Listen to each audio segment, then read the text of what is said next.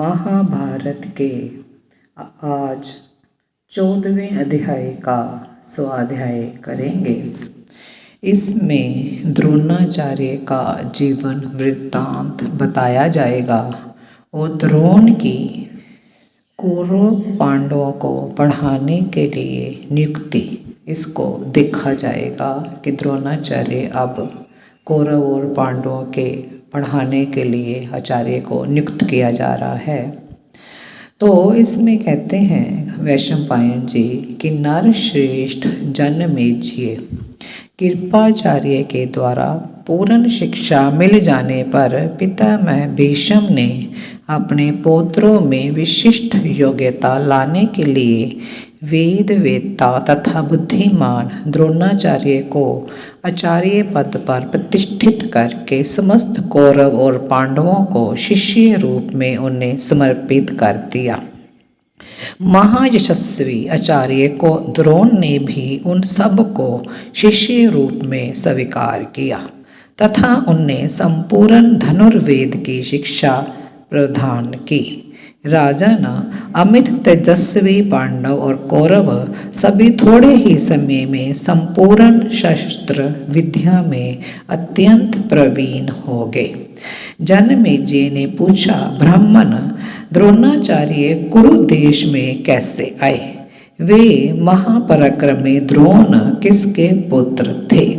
ये सब मैं सुनना चाहता हूँ। द्रोणाचार्य के बारे में जानकारी लेना चाहता हूँ। वैशंपायन जी आगे बताते हैं कि जनमेजय गंगा द्वार में भगवान भरद्वाज नाम से प्रसिद्ध एक महर्षि रहते थे।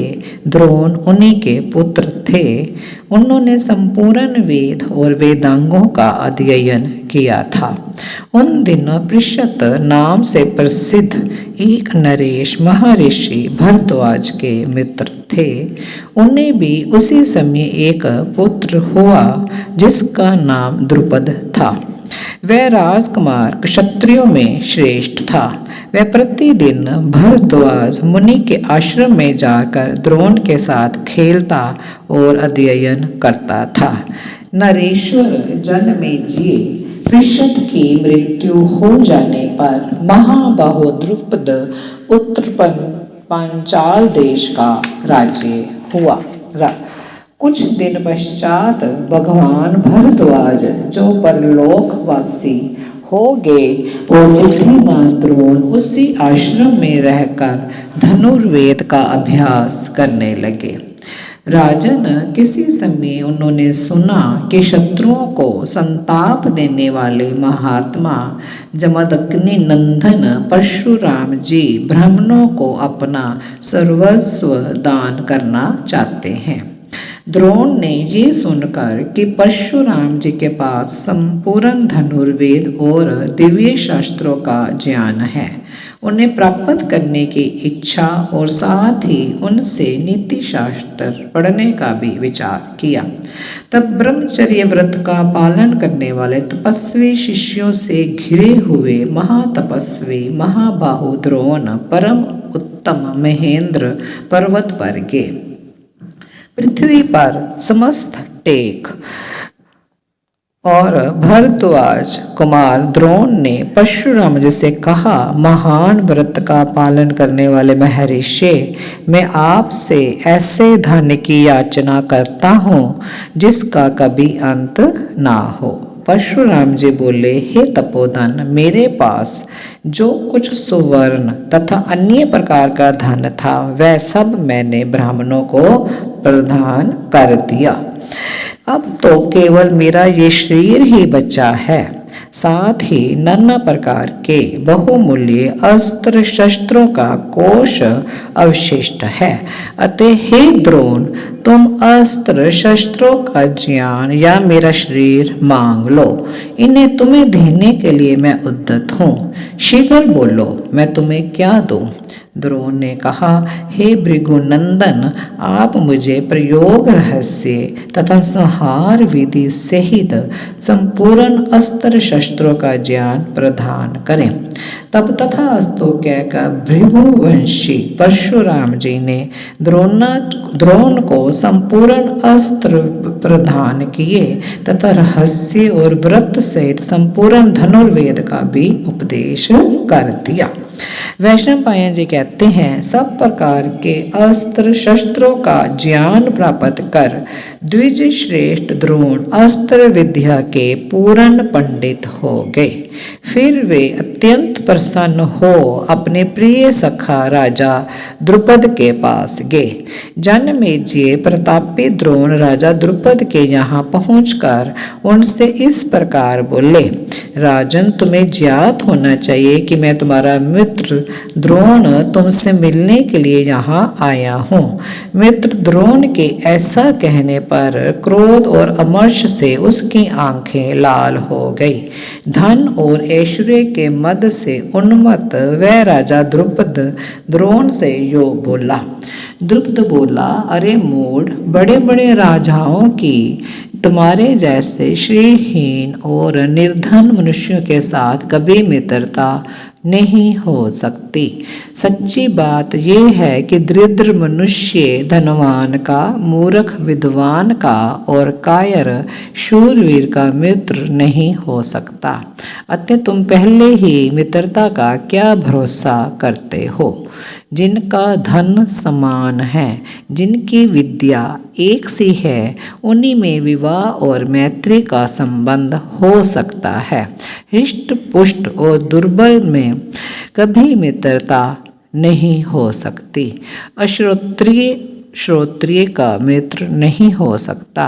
इसी प्रकार जो रथी नहीं है वह रथी का, और जो राजा नहीं है वह किसी राजा का मित्र कदापि नहीं हो सकता। फिर तुम्हारी मित्रता का स्मरण तुम प्राणी मित्रता का स्मरण क्यों करते हो? वैशंपायन जी कहते हैं, जनमेजय, राजा द्रुपद के यूं कहने पर प्रतापी द्रोण क्रोध से जल उठे और 2 घड़ी तक गहरी चिंता में डूबे रहे। फिर वे बुद्धिमान पांचाल नरेश से बदला लेने के विषय में मन ही मन कुछ निश्चय करके कौरवों की राजधानी हस्तिनापुर में चले गए। हस्तिनापुर में पहुंचकर द्विज श्रेष्ठ द्रोण गौतम गोत्रीय कृपाचार्य के घर में गुप्त रूप से निवास करने लगे। इस प्रकार द्रोण ने वहां अपने आप को छिपाए रखकर कुछ समय तक निवास किया। तदंतर एक दिन कौरव पांडव सभी वीर कुमार हस्तिनापुर से बाहर निकलकर बड़ी प्रसन्नता के साथ मिलजुल कर वहां गुल्ली डंडा खेलने लगे। उस समय खेल में लगे हुए उन कुमारों की वह बेटा गुल्ली कुएं में गिर पड़ी। तब वे उस गुल्ली को निकालने के लिए बड़ी तत्परता के साथ प्रयत्न में लग गए, परंतु उसे प्राप्त करने का कोई भी उपाय उनके ध्यान में नहीं आया। उस समय उन्होंने एक श्याम वर्ण के ब्राह्मण को थोड़ी ही दूरी पर बैठे देखा, जो यज्ञ करके किसी प्रयोजन से वहां ठहरे हुए थे। वे आपत्तिग्रस्त प्रतीत होते थे। उनके सिर के बाल श्वेत हो गए थे तथा शरीर अत्यंत दुर्बल था। उन महात्मा ब्राह्मण को देखकर वे सभी कुमार उसके पास पहुंच उन्हें घेर कर खड़े हो गए। उनका उत्साह भंग हो गया था। कोई कार्य करने की इच्छा नहीं होती थी तथा मन में भारी निराशा भर गई थी।